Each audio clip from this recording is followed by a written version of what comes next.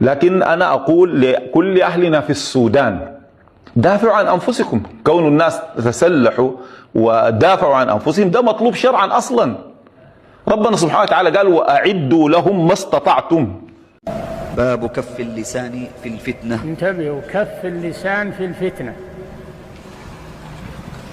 إذا صار فيه فتنة كف يدك، لا تدخل فيها، لأنها بين مسلمين، تقتل مسلما ما يجوز.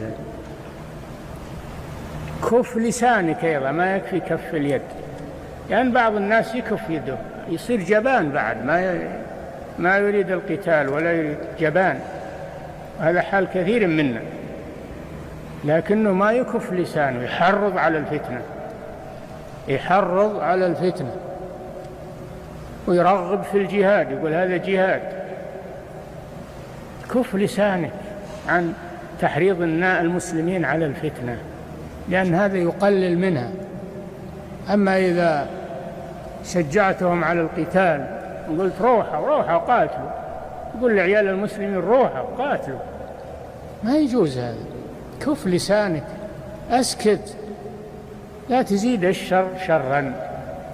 نعم، هو ما يروح، لكن يروح عيال الناس. أي نعم.